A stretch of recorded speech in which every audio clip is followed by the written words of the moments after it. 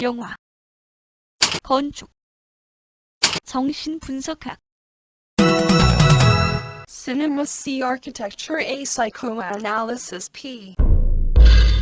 카푸 채널의 앞에입니다. 경찰 캅이랑은 아무 상관 없습니다.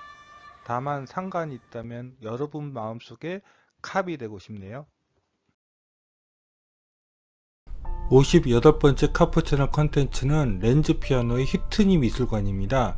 역시 준비 제대로 안하고 답사를 간 덕분에 마르셀 브로이어가 설계한 휘트니 미술관인 줄 알았습니다 라고 이야기할 줄 알았죠? 아닙니다. 정확히 렌조 피아노가 설계한 휘트니 미술관을 답사 갔습니다. 이게 렌조 피아노의 마지막 컨텐츠인데 레이트 모더니즘 건축의 기계주의 미학을 열었던 그의 작품 같아 보이지는 않죠? 결국 렌조 피아노는 퐁피두 센터를 넘어서는 디자인을 끝내 보여주지 못한 것 같아서 안타깝습니다. 대학 시절 뉴욕 답사를 갔다 왔던 친구가 슬라이드로 보여준 휘트니 미술관은 발토 그로피우스의 짝꿍 중의 짝꿍이었던 마르셀 브로이어가 설계한 것이었습니다. 이것도 같이 답사를 했어야 하나? 글쎄요, 마르셀 브로이어는 좀 별로라서요.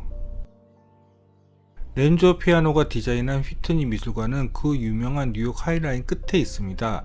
도시의 폐쇄된 도시철도 고가를 개조하여서 그 위에 녹색 공간을 얹은 뉴욕 하이라인은 정말 유명한 도시 재생 방법으로서 여러 나라에서 벤치마킹을 합니다. 심지어는 한국도 서울역 앞의 고가도로에 같은 방법을 적용했는데 여기에 대해서는 좀 이따 털겠습니다.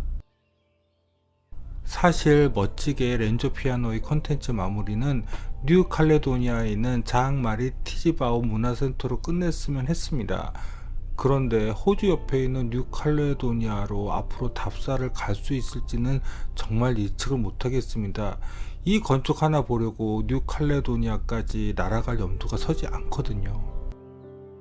기계미학의 모더니즘을 추구함으로써 자신의 작품에 하이테크 건축이라는 별칭까지 얻은 렌조 피아노가 세기 말에 이르러서 자신에게 친숙한 재료인 철과 유리 등을 버리고 인류 전체 건축 역사에서 가장 친숙한 목재로 만든 티지바오 문화센터는 정말로 인상적입니다. 언젠가는 꼭 가서 볼 것입니다. 네, 꼭 보고 싶은 건축은 언젠가는 가서 보게 되더라고요. 믿습니다. 역시 서설은 길게 해야지 맛있죠? 자, 본론으로 갑니다.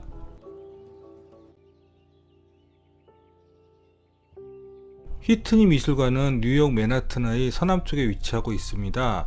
이 근처에서 유명한 동네로는 그리니치 빌리지가 있네요.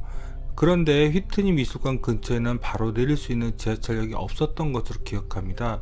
정확히는 기억이 나지 않는데 웨스트 14번가에서부터 뉴욕 하이라인을 구경하면서 여기까지 온 것으로 기억합니다.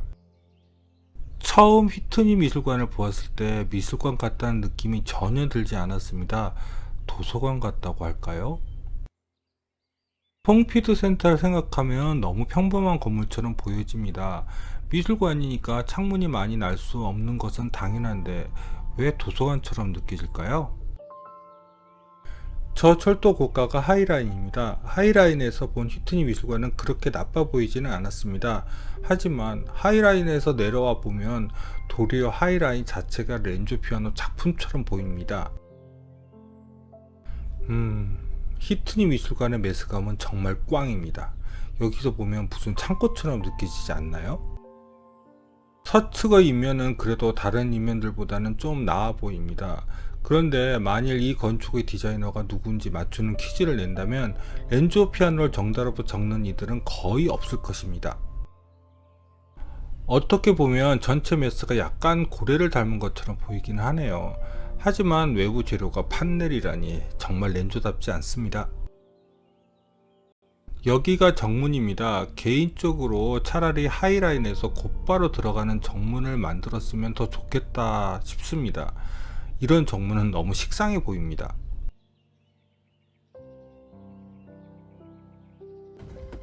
미국 현대미술과 유럽 현대미술의 가장 큰 차이점은 크기에 있습니다.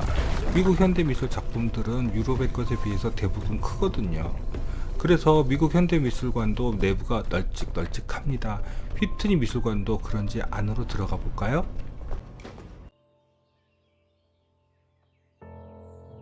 휘트니 미술관 1층 평면입니다. 보통의 미술관처럼 퍼블릭 스페이스와 프라이빗 스페이스가 명확히 분리되어 있죠. 로비로 들어가기 전에 우선 야외 테라스 카페부터 살펴볼까요? 야외 테라스 카페입니다. 내부의 카페와 연계되어 있었습니다. 그러고 보니 이렇게 야외에서 마스크 없이 맘대로 밥 먹고 이야기하던 때가 정말 그리워지네요. 여기서 간단하게 식사를 했던 것으로 기억합니다. 답사할 때 꽤나 날씨가 더웠거든요. 보통은 흡연 때문에 야외 테라스를 이용하는데 이날은 더위에 지쳐서 그냥 에어컨을 사랑하기로 했습니다. 정문 로비입니다. 그냥 보통의 그런 로비 정문입니다. 특별함이 1도 느껴지지 않는 그런 정문입니다. 로비 동측에 아까 저 소개드렸던 카페가 있습니다. 뉴욕에 있는 현대미술관은 따로 갤러리 입구를 1층에 두는 것보다는 엘리베이터를 타고 올라가 전시를 보는 시스템을 채용하고 있었습니다. 유럽의 미술관은 1층 로비부터 전시 동선을 분리하는데 그런 점이 좀 달랐습니다. 티켓 오피스도 그냥 책상 가져다 놓고 씁니다. 보통 현대미술관들은 티켓 오피스 부스를 만드는데 여기는 좀 특이했습니다. 티켓을 사면 여기서 엘리베이터를 타고 맨 꼭대기 8층으로 엘리베이터를 타고 올라가서 전시를 구경하기 시작합니다. 그래서인지 엘리베이터가 유럽 현대미술관과는 다르게 많이 배치되어 있는 편입니다. 엘리베이터 옆에는 중앙계단이 있습니다. 제가 갔을 때는 이 중앙계단의 설치 미술들을 전시해서 매우 인상적이었습니다. 이것도 매번 바꾸겠죠? 티켓 오피스 반대편, 즉 정문 쪽에 서점이 위치하고 있습니다. 대충 봐서 여기 책들을 파는 건지 그냥 책들을 전시해 놓는 것인지는 잘 기억이 나지 않습니다. 여기서 기념품도 파는 것 같은데 여기 기념품은 관심이 1도 안 갔습니다. 왜 그런지는 짐작하신 대로입니다. 이제 본격적으로 전시를 살펴보겠습니다. 8층부터 시작하겠습니다. 엘리베이터에서 내리면 바로 특별 전시장이 있습니다. 이 엘리베이터는 원래 미술 화물 엘리베이터일 것입니다. 보통 유럽 미술관들은 화물 엘리베이터에 관람객을 태우지 않는데 미국은 뭐 상관없나 봅니다. 8층 특별 전시장입니다. 제가 갔을 때는 모터라이즈드 스컬프처 특별전이 열리고 있었습니다.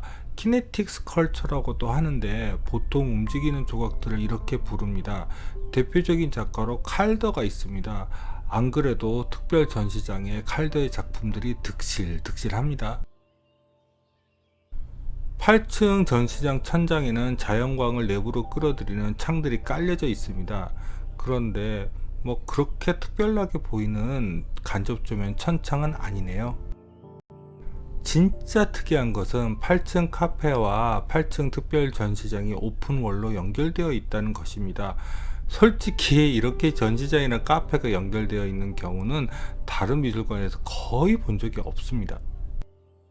8층 야외 테라스 카페입니다. 여기에 야외 테라스 카페가 있는 줄 알았다면 1층에서 먹지 말고 여기서 먹을 것입니다. 여기 뷰가 죽이거든요. 8층에서 가장 별미는 저 야외 데크일 것입니다. 여기 진짜 아찔하기는 한데 뷰가 황홀합니다. 그런데 여기 서면 다리가 좀 후들거립니다. 아찔하거든요. 다만 생각보다 이쪽 뷰가 좋은 편은 아닙니다. 더군다나 하이라인이 저 건물에 막혀서 일부 밖에 보이지 않거든요. 7층 전시장은 엘리베이터로 내려가도 되고 내부 계단도 됩니다. 하지만 야외 데크로 내려가는 게 제일 나으실 것입니다. 대신 좀 무섭습니다. 보시다시피 저 8층과 7층의 야외 데코와 외부 계단이 아찔하거든요. 약간 흔들리는 듯한 느낌도 들고요. 뭐 그래도 8층에서 7층 야외 전시장을 내려다 본 것입니다. 저기 보이는 작품도 아마 칼더의 것으로 알고 있습니다. 전 세계 미술관에는 대부분 칼더의 작품이 있는 것 같습니다. 특히 알렉산더 칼더의 작품은 미니어처 기념품으로 팔기도 좋아서 미술관이 선호하는 작가인 것 같습니다. 7층은 저렇게 내부 전시장이 커튼홀 유리창으로 되어 있는 것도 특징입니다. 7층 야외 데크에서는 좀 더 뉴욕 하이라인이 가깝게 보이는 편입니다. 7층 내부 전시장으로 들어왔습니다. 내부도 칼더의 작품이 전시되어 있네요. 휘트니 미술관의 내부 전시장은 층고도 높고 내부 전시장도 상황에 따라서 전시벽을 이동할 수 있는 것 같습니다. 그것을 알 수 있는 것은 위의 천장 그리드에 따라서 벽이 배치되지 않고 사선으로 된 것으로 추측한 것입니다. 6층 전시장은 내부 계단으로 내려가 보았습니다. 이 내부 계단은 비상 계단실인 것 같아 보였습니다. 그런데 솔직히 유럽 미술관에서 비상 계단실로 관객 동선을 유도하는 경우는 많이 보지 못했습니다. 비상 계단을 내려오면 계단실 창으로 보이는 저지 시티 뷰입니다. 제가 뉴욕을 잘 몰라서 그냥 구글 지도 보고 말씀드리는 것입니다. 그러니 틀리더라도 이해해 주세요. 6층입니다. 휘트니 미술관의 주 전시장은 8층부터 6층까지입니다. 5층부터는 정확히는 모르겠지만 수장고라든지 미술관 행정 업무를 담당하는 오피스인 것 같습니다. 6층 전시장 평면에서도 눈치채셨는지 모르겠지만 여기도 내부 전시벽은 마음대로 설치하고 제거할 수 있는 오픈 스페이스인 것 같습니다. 6층 전시 주제는 지오메트릭 투 스페이스였습니다. 번역하면 공간의 기하 뭐 이런 것이겠죠? 현대 미술이 요구하는 전시 공간의 크기를 휘트니 미술관은 충분히 제공하고 있었습니다. 여기 천장도 모듈러 그리드로 구성되어 있어서 전시벽을 마음대로 설치할 수 있게 되어 있네요. 그런데 이런 현대 미술 전시는 좀 당황스러웠습니다. 이 공간은 해변의 기하학적 요소를 풀어놓은 것 같은 컨셉입니다. 그래서 여기는 신발을 신고 들어가지 못하고 벗고 들어가야 합니다. 제가 원래 양말을 잘 신고 다니지 않는데 이날도 맨발에 신발만 신고 갔습니다. 그래서 모래바닥을 그냥 맨발로 다니면서 이 공간들을 살펴보았습니다. 그런데 솔직히 이 전시의 의미는 전혀 모르겠습니다. 저만 그런 것은 아니겠죠? 이 콘텐츠를 만들면서 다시 사진을 정리하다 보니 이 전시 부스는 그 모래 공간에 대한 컨셉을 소개하는 공간이 아닌가 하는 생각이 갑자기 드네요. 그런데 6층 전시 작품 중 제일 마음에 드는 것은 레리벨의 퍼시픽 레드 2였습니다. 제가 정말 좋아하는 작가이거든요. 다른 미술관에서 레리벨의 작품을 우연하게 보았는데 그때 완전히 반했습니다. 그런데 벨의 이런 대형 작품을 여기서 만나게 되어서 정말 좋았습니다. 레리벨은 한국에서도 유명한 제임스 터렐과 함께 미국 서부 미니멀리즘을 대표하는 작가입니다. 퍼시픽 레드 2는 정말 특이하고 멋진 작품입니다. 지금도 여기서 이 작품을 전시하고 있을까요? 5층 평면입니다. 여기도 전시장이라고 하는데 5층 전시장을 구경하지 못했습니다. 그냥 제가 지나친 것일까요? 모르겠네요. 그게 중앙 계단에 반했기 때문일 수도 있습니다. 6층에서부터 지하까지 내려오는 계단에 멋진 설치 미술이 있었거든요. 중앙 계단의 설치 미술은 독특한 것을 넘어서 을씨년스럽기까지 합니다. 그리고 아래로 내려갈수록 컬러가 점점 붉은색으로 변하는 것도 마음에 들었습니다. 이 설치 미술의 인형들도 사람이 탈을 뒤집어 쓴 것처럼 느껴져서 또 재밌었고요. 이 중앙 계단에 이끌려서 지하층까지 내려왔다니까요.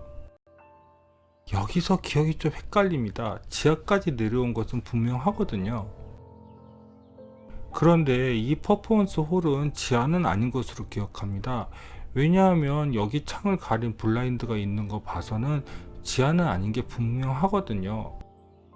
그래서 이 공간도 헷갈립니다. 이 공간은 무슨 놀이방 같기도 하고 퍼포먼스 홀 대기실 같아 보이기도 했거든요. 벌써 휘트니 미술관을 다 돌아보았군요. 그런데 이왕 휘트니 미술관까지 왔으면 하이라인도 한번 살펴봐야죠. 좀만 더 가보겠습니다. 괜찮으시죠? (2017년) 답사를 다녀오고 그 다음 해인가 정말 속상한 일이 생겼습니다. 바로 뉴욕의 새로운 명물로 베슬이 세워졌거든요. 더군다나 베슬이 하이라인의 북쪽 끝에 위치하고 있어서 베슬을 보고 휘트니 미술관까지 하이라인으로 산책하는 것도 재미있을 것 같더라고요. 그래서 베스를 다시 보러 뉴욕을 가려고 했는데 최근 여기서 안 좋은 일이 하도 많이 벌어져서 위로 올라가지 못하게 막았다는 기사를 읽었습니다. 그래도 언제까지 막지는 않겠죠? 꼭 올라가 보고 싶습니다. 앞에서 말씀드린 것처럼 웨스트 14번가에서 하이라인을 올라갔습니다. 이 근처에 그리니치 빌리지가 있다고 말씀드렸죠. 거기에 바로 뉴욕 소호거리가 있습니다. 미국 현대 미술의 대가들이 거기서 활동을 많이 했다고 하더라고요. 그리니치 빌리지에서 활동하는 현대 미술가들도 이 뉴욕 하이라인을 만드는데 기여를 했다는 이야기를 얼핏 들었는데 정확하게 기억이 나지는 않네요. 어쨌든 이런 도시 철도 고가를 도시를 거닐 수 있는 녹색축으로 재탄생시켰다는 것은 매우 재미있는 발상인 것 같습니다. 원래 프랑스 파리의 프롬나드 플랑테에서 영감을 얻었다고 하던데요. 하이라인 위에서 맨하튼 쪽을 바라본 것입니다. 여기 도시는 다른 맨하튼 지구들보다 좀 낙후되어 보이기는 합니다. 하지만 도시를 가로지르는 이 생태축은 묘한 쾌감을 주기도 합니다. 그리고 어떤 구간은 정말로 숲속 안을 걸어다니는 듯한 느낌이 듭니다. 서울역 고가도로에도 이를 따라한 보행 고가가 있죠. 아직까지 올라가 보지는 못했지만 사실 올라가 볼 생각도 없습니다. 화분을 가져다 놓았다고 하는데 그게 무슨 의미가 있는지 잘 모르겠습니다. 이런 스트리트 퍼니처는 2000년대 초반이면 신박했을 텐데 지금 뭐 쏘쏘하죠? 하이라인에는 이런 설치 미술들도 있어서 사람들을 즐겁게 해줍니다. 그리고 하이라인 남쪽 끝에 이렇게 휘트니 미술관이 위치하고 있어서 베슬에서 휘트니 미술관까지 언젠가는 꼭 산책을 해보겠습니다. 다만 아까 전에 말씀드린 것처럼 휘트니 미술관을 이렇게 지상으로 내려와서 들어가는 것이 아니라 그냥 하이라인에서 곧바로 들어갔으면 더 좋았을 텐데요. 아쉽네요. 렌조 피아노를 다 털어 놓았습니다. 올해 백신을 맞고 로스앤젤레스 답사를 계획 중인데 로스앤젤레스에 렌조 피아노 작품들이 몇 개 있더라고요. 그것도 꼭 콘텐츠로 만들겠습니다. 다음 콘텐츠 기대해 주시고 언제나 구독과 좋아요 부탁드리며 이상 카프 채널의 아페이였습니다.